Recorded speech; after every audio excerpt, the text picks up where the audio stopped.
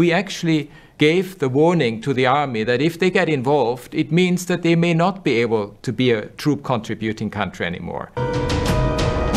বাংলাদেশ সেনাবাহিনীকে জুলাই আন্দোলনে জড়িত হলে শান্তিরক্ষা মিশনে তাদের অংশগ্রহণের সক্ষমতা হারানোর বিষয়ে সতর্ক করা হয়েছিল। বিবিসির হার্ট টক পডকাস্টে ৫ মার্চ প্রচারিত এক সাক্ষাৎকারে কথা বলেন জাতিসংঘের মানবাধিকার বিষয়ক কমিশনার ফলকার তুর্ক। তিনি বলেন, আমরা প্রকৃতপক্ষে সেনাবাহিনীকে সতর্ক করেছি যে যদি তারা জড়িত হয় তাহলে তারা সৈন্য সরবরাহকারী দেশ থাকতে নাও পারে। ফলস্বরূপ আমরা পরিবর্তন দেখেছি। পরে মোহাম্মদ ইউনুস অন্তর্বর্তী প্রশাসনের নতুন প্রধান উপদেষ্টা হিসেবে দায়িত্ব গ্রহণ করেছেন।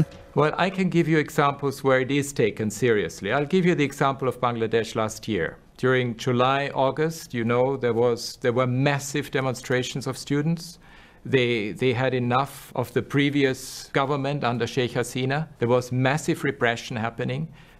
The big hope for them was actually our voice, was my voice, was also what we were able to do. And we put the spotlight on the situation. And we actually gave the warning to the army that if they get involved, it means that they may not be able to be a troop contributing country anymore. সম্প্রতি জাতিসংঘের মানবাধিকার বিষয়ক commissioner Falkirk তুর্কের ওই মন্তব্যে বাংলাদেশ সেনাবাহিনীর পেশাদারিত্ব নিয়ে যেভাবে প্রশ্ন তোলা হয়েছে তা নিয়ে নিজেদের অবস্থান স্পষ্ট করল সেনাবাহিনী। মানবাধিকারের প্রতি দায়বদ্ধতা ও আইনের শাসনের প্রতি আনুগত্যের কথা পূর্ণ ব্যক্ত করে সেনাবাহিনী বলছে, বিভ্রান্তিকর তথ্যের মাধ্যমে তাদের ভাবমূর্তি নষ্ট করার চেষ্টা চলছে, যা গ্রহণযোগ্য নয়। সোমবার আন্তঃবাহিনী সংযোগ পরিদপ্তর এক বিবৃতিতে প্রতিক্রিয়া জানিয়েছে।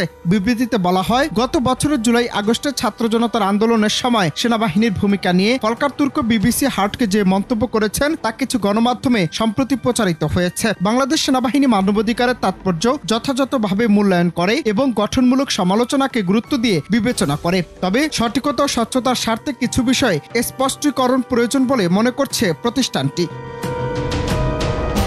সেনাবাহিনী জানায়, জাতিসংঘের হাই কমিশনারের কাছ থেকে এ বিষয়ে সেনাবাহিনীর কাছে সরাসরি কোনো বার্তা বা ইঙ্গিত আসেনি। যদি কোনো উদ্বেগ প্রকাশ করা হয়ে থাকে তা হয়তো তৎকালীন বাংলাদেশ সরকারকে জানানো হয়েছে, সেনাবাহিনীকে নয়। বিবৃতিতে আরও বলা হয়, বাংলাদেশ সেনাবাহিনী জাতীয় নিরাপত্তা নির্দেশিকা অনুযায়ী কাজ করে এবং সর্বদা আইনের শাসন ও মানবাধিকার নীতির প্রতি শ্রদ্ধাশীল।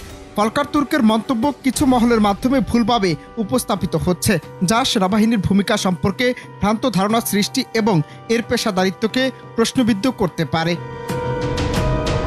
নিরপেক্ষতা ও সততার মহান ঐতিহ্য ধারণ করে বাংলাদেশ সেনাবাহিনী সর্বদা জনগণের পাশে থাকতে প্রতিশ্রুতিবদ্ধ।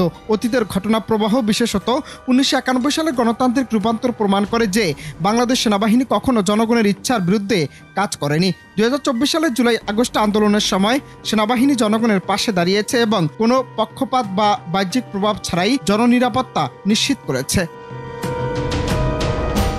অনন্ত হাসান মাসুদ, বাংলা টিভি।